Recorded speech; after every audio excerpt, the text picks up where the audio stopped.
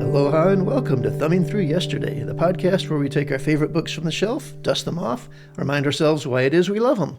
My name's Tom Galley, and joining me today is Tony Pasculi. Thanks, Tom. What are we talking about today? Today we are talking about a Tom Stoppard play, Arcadia.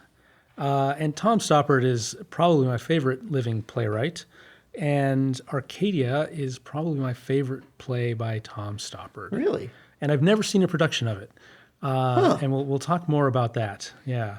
But Stoppard is incredible. Most people know Stoppard from Rosencrantz and Guildenstern Are Dead. You can't think Stoppard without thinking RNG Are Dead. Yep.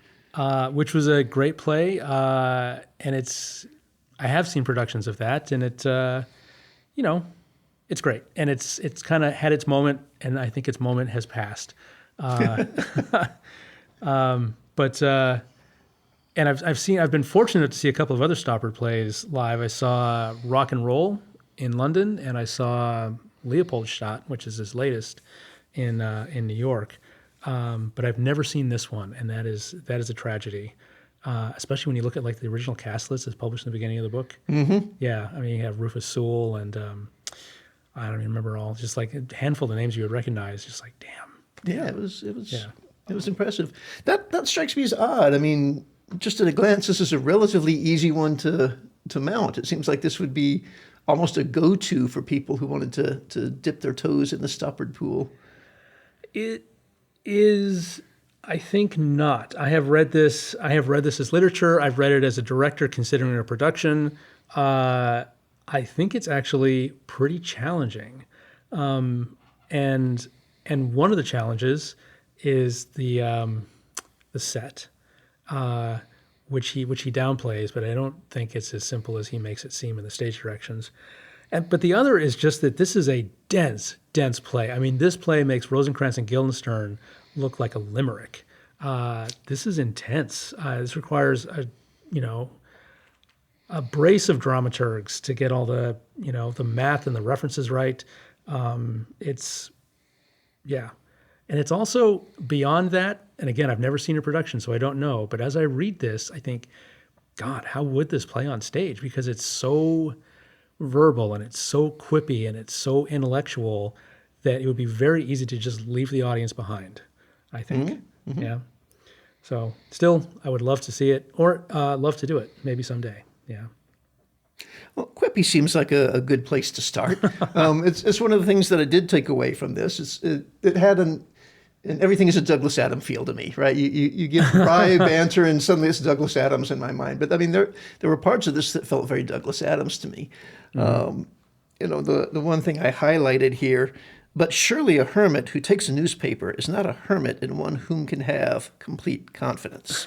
I mean, what a great line, and what an accurate observation and critique of a hermit, I went through on this most recent read and started highlighting stuff, and I just had to stop because it's like Douglas Adams, where you just highlight every line.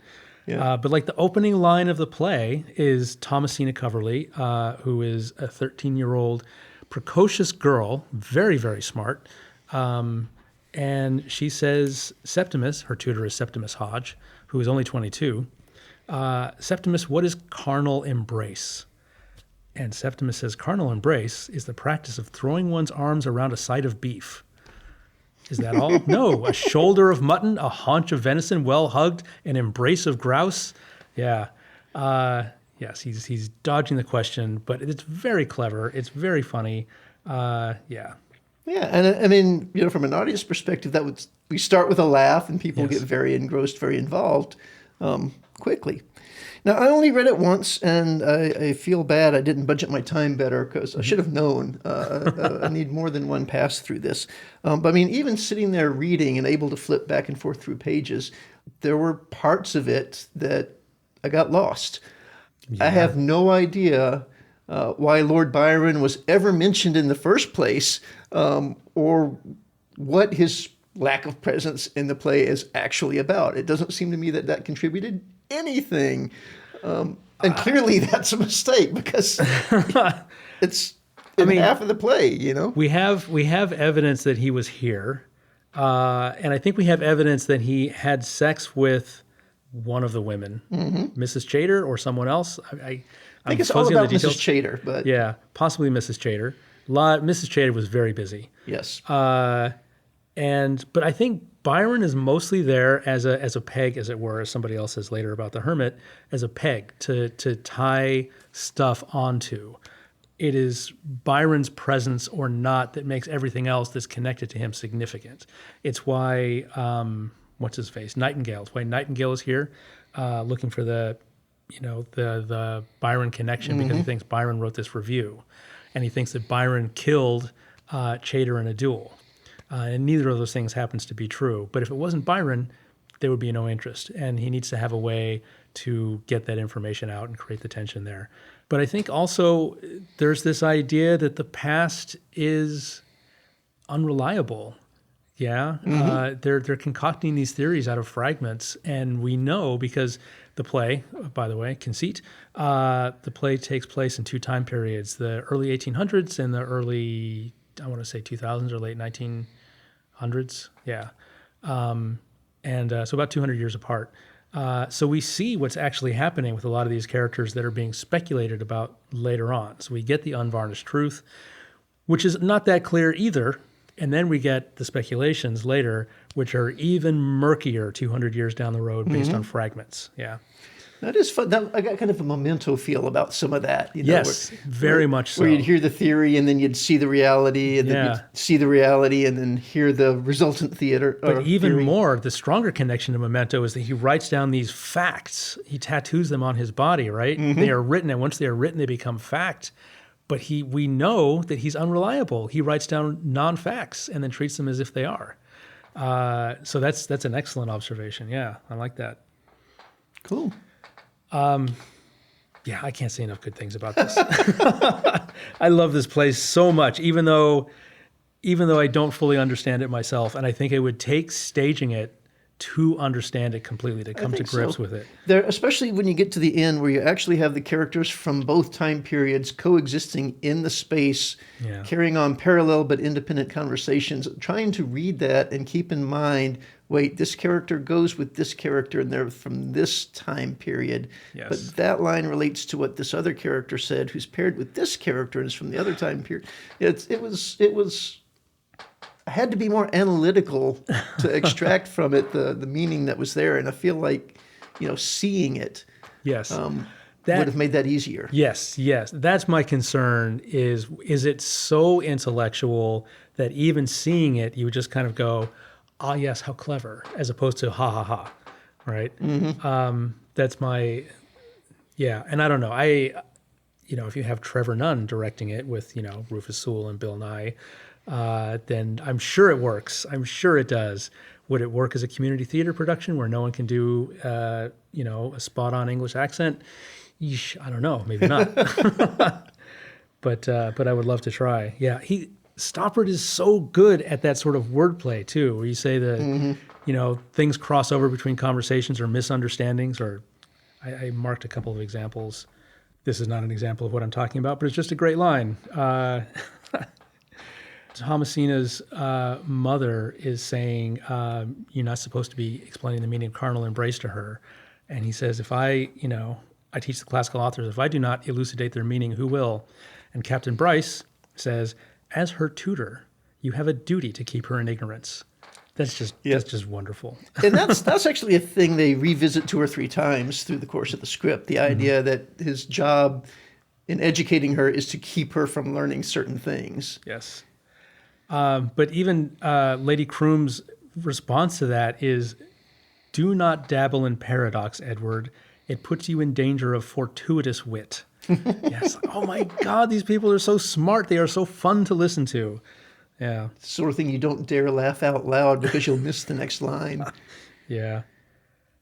I literally can't find the example I was thinking of. But here's another great one. So do you know what a ha-ha is? I had to look this up the first time I read this. I did not, and I tried to look it up, and the Kindle, as you said earlier, was less than helpful, and then it just fell off my to-do list. You gotta go to Wikipedia or something for this. So a ha-ha is, if you have one of these great old English lawns, it's the lawn version of an infinity pool. and it works in reverse. So in infinity pool, you have a sharp drop off, and it makes you think the pool maybe extends to infinity. There's no ledge. Same thing here. You have the lawn goes up, and then it drops abruptly 2 feet, and then it continues after that. And it makes it look like you're just looking like the grass extends to the horizon as you look out, because you don't see that upslope. Yeah, you just see grass as far as you can see. And then it was called a ha-ha because it would be a surprise to you if you were walking along. And then Bernard makes the point, as they're talking about the ha-ha, very nonchalantly, because everyone in England would know what a ha-ha is. So Hannah says, "I've been in the ha-ha," very squelchy. And Bernard, stage direction, unexpectedly says, "Ha-ha!" Which is just a great little bit of, and then he goes back and explains, if you were stumbling in the grass and encountered a 2-foot drop, you wouldn't say ha-ha, you would say ha-ha. It's very reminiscent of actually Winnie the Pooh and the Heffalump. Oh, yeah. Yes. So, yeah, lovely. Speaking of stage directions, there's another, Stoppard, even in his stage directions, Bernard and Hannah, who are modern day characters, are sort of going around and around with each other about a particular piece of evidence. Was a letter to Thackeray? I don't know. Does it matter? Bernard, no, sorry. But the gaps he leaves for her are false promises, and she is not quick enough. That's how it goes. And he continues. Only Thackeray edited the Cornhill until 63, and goes on. Yeah, I love that, rather than before she can continue. It's just, and that's because that is comedy only for people reading the script, right? Yes. I mean, you might get a chuckle watching the play, thinking, "Oh, he's interrupting her. Oh, he's interrupting her. Oh, Yes. he's right." That could be a thing. But that little bit of wit there, they'll never be exposed to that. yeah. You It's delightful. Some of his commentary on the set is the same way. Yes. Yeah. Now, he does something in this that playwrights often do, and I think has completely unrealistic expectations about what an audience can see and detail that they can perceive of objects on a table. We're expected to be able to tell that something's a mathematics primer, for example. We're expected to be able to see some level of detail in the drawing, which turns out to be a prediscovery of the second law of thermodynamics.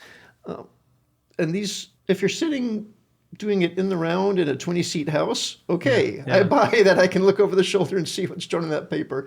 But if you think of, even like a 400-seat house, the people in the back have got no chance to pick up on any of this stuff. Yeah, I take it more like Shakespeare, where he pulls these things out, but then he does talk about them. It gets mentioned as maybe not as labeled as a mathematics primer, but you talk about the contents of the book, or they talk about the contents of the graph and how it appears. Yeah. So I have less of a problem with that than I have with the stage directions, where he very carefully notes that now the book contains 3 letters, but it must not be obvious that it does. I'm just like, oh my God, man. Well, it will not be obvious. Yeah, I'm sure. And again, that's where if I was staging this, or if I just sat down with a hard copy of this and went and penciled everything through and said, where does this book end up? Instead, I'm just reading it, in the moment. And in the moment, I have no idea why that's relevant. And I've read this 4 times. Yeah. So 4 or 5. Yeah. I mean, in that, we see him insert the letters into the book earlier in the script. So whether or not it's obvious they're still there, at least the audience has been exposed to the idea that they were at some point put into that book. And then later when they're discovered, maybe they'll make the connection. Yeah. But you're right. That's a stage direction of little importance. It's not so much that it's of little importance as it is of him drawing great attention to something that he seems to think is of enormous importance that is almost impossible to appreciate as you're reading it. Yeah. He says, this will be significant later. And I'm like, okay, I believe you. Was it, as I reached the end of the play, was it of significance? I don't know. Maybe I'm not clever enough to understand the significance of that. Yeah. Yeah. All right. Do you have a favorite character from this play? From this play? Yeah. I don't know. I mean, these characters all tend to be very one-dimensional. They do tend to be very similar. They're all highly educated, very clever, with the exception of the idiot Mr. Chater and the mute Gus. Yeah. Yeah. I mean, we certainly get the most exposure to Thomasina and Septimus. Yeah. And Although I've got a problem with how those two end up. Yeah. I don't know. Actually, I think the Hermit. I'm going to go on a limb and say the Hermit is my favorite character. The Hermit is your favorite character. That's interesting because one of my intentions as I read through this time was to try to get a better handle on who the Hermit is.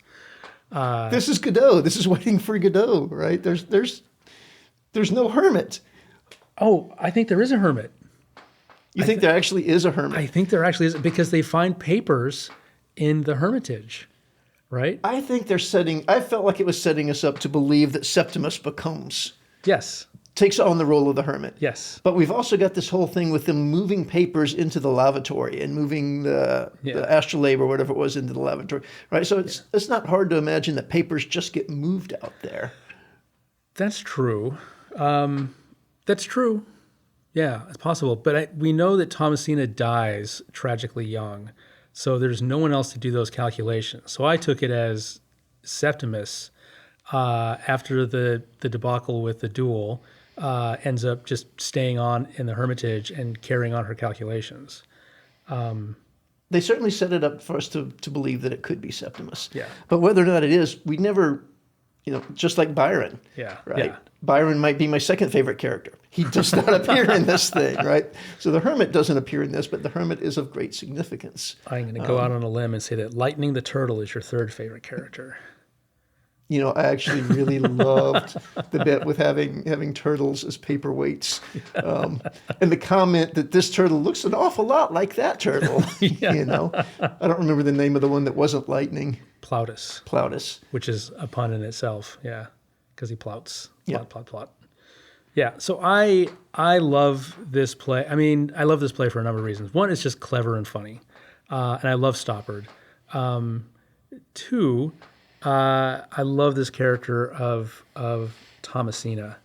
And actually three, I'll get back to Thomasina in a second. I love the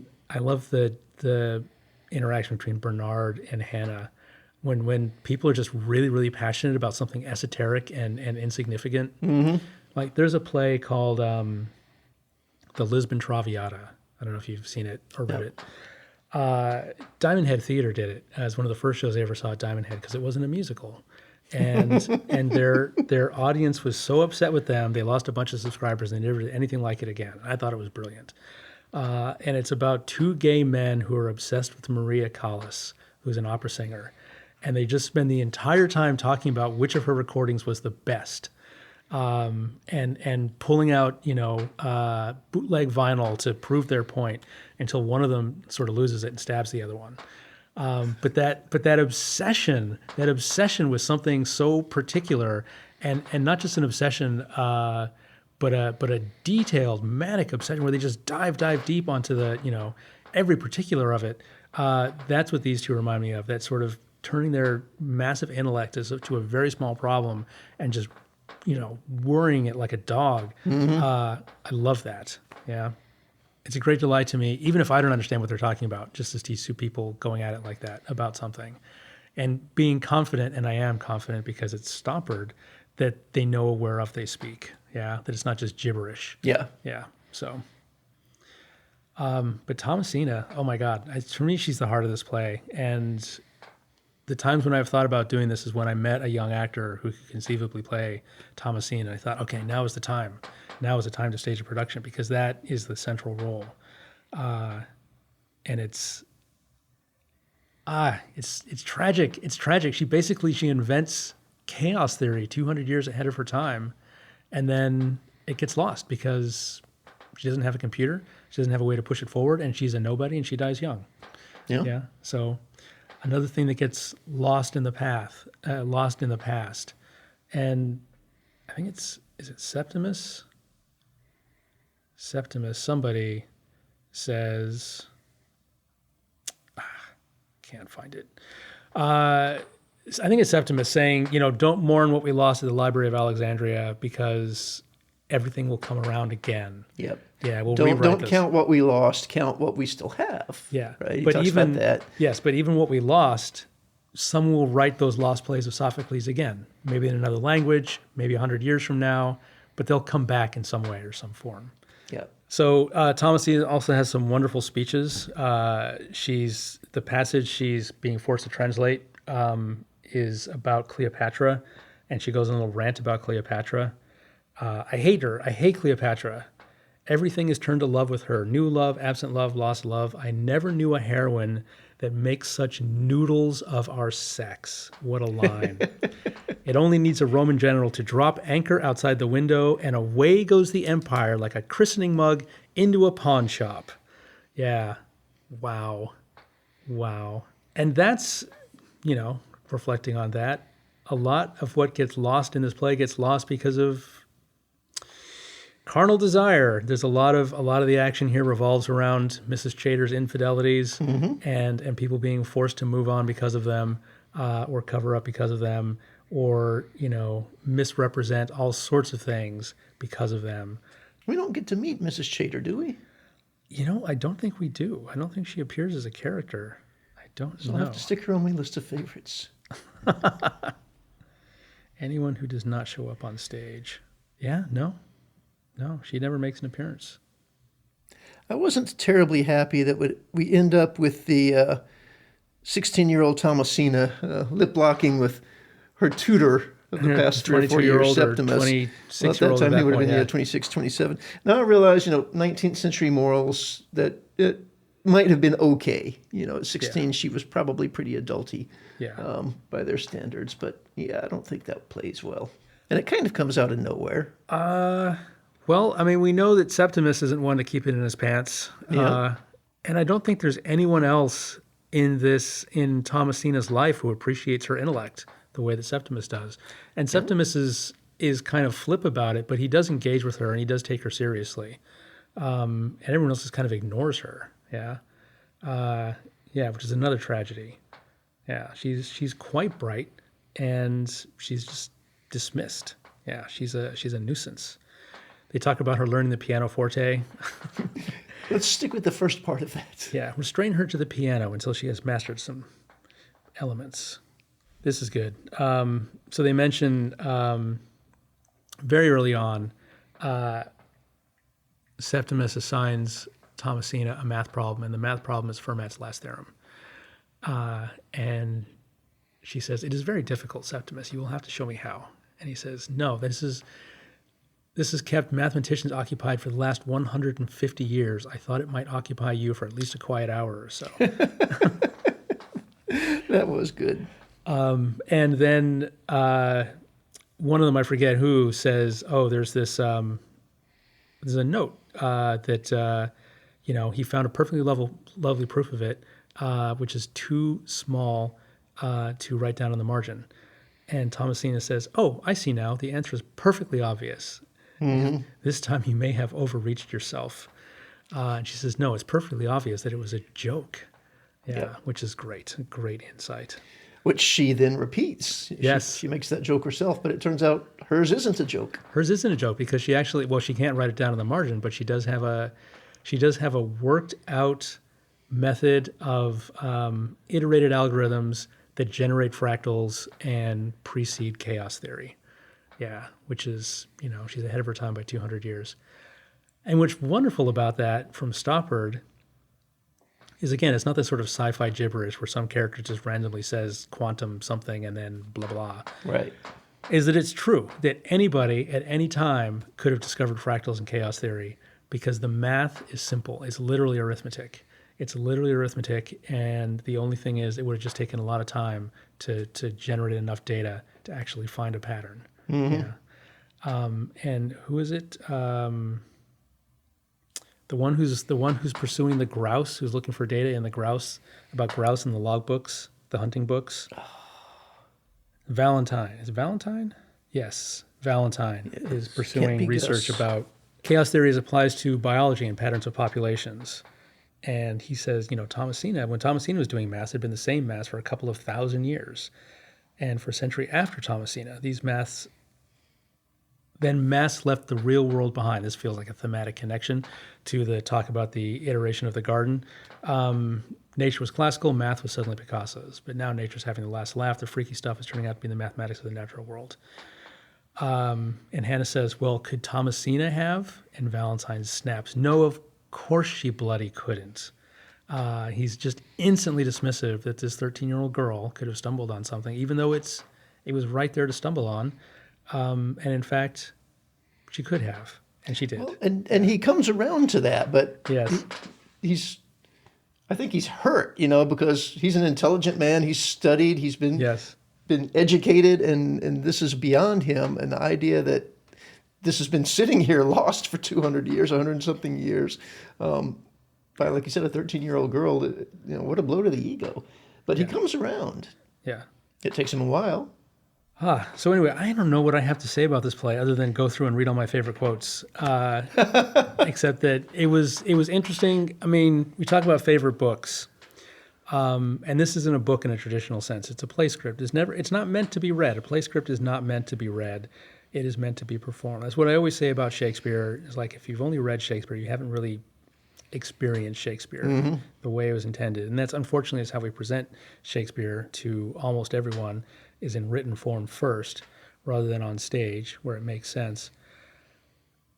And yet, I've never experienced this as a play, and it's still one of my favorite books. And every time I revisit it, I get something more out of it, and every time I sort of imagine what it would be like on stage, and I just delight at the language and the characters and the cleverness of it and the intricacy of it.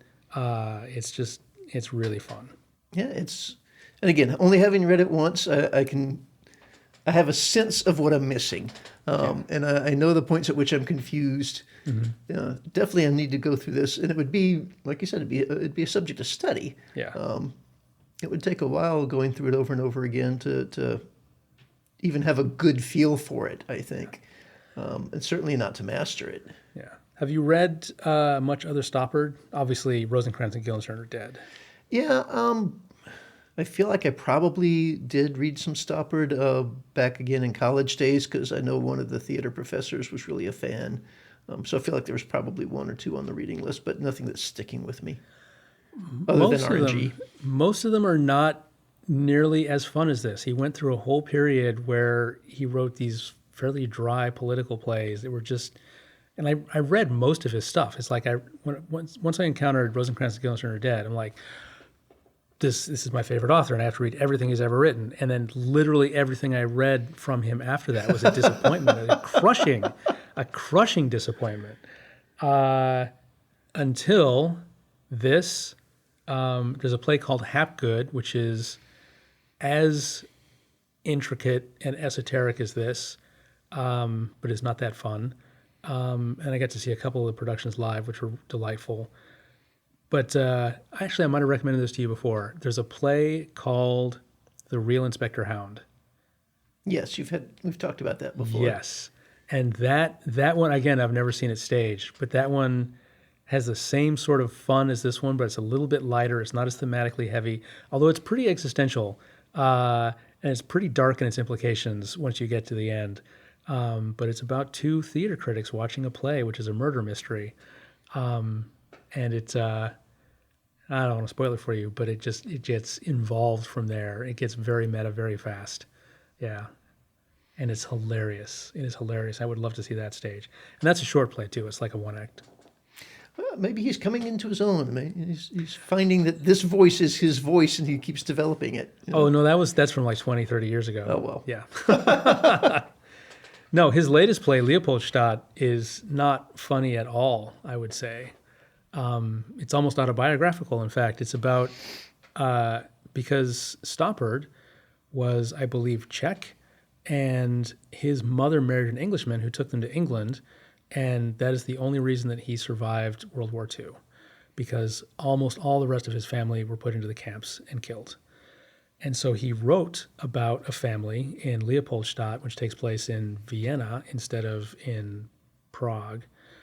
And it's just the story of this family and, the people that they meet and fall in love with. And then, you see this generation after generation, 3 generations coming together. And then finally, the one cousin who was living in England comes back to meet his surviving relatives and hears the stories of all the people who died. And it's incredibly powerful. It's very moving. It's brilliantly done. And it's not remotely funny or fun. It's very, very good, though. All right. Anything else? Anything else? And this might be a short one. A short one, and even shorter after the edits. A short one for a short play. Yeah. Well, it's not a short play. It's a full-length play. It is a full-length play. It's a 2-act play. Yep. All right. Well, I look forward to you mounting this because I'd really like to see it done. Someday. It's on my bucket list. Yeah. So what is next? Going to the Wayback Machine again, but in a very different direction. I'm going to go with a little Michael Moorcock. Michael Moorcock. Which one? We're going to start the best of his trilogies, I believe. Elric of Melniboné. I have never read the Elric books. So oh my! Well, all right, you're in for a treat. Yep. All right, looking forward to it. All right, we'll see you in 2 weeks. See you in 2 weeks.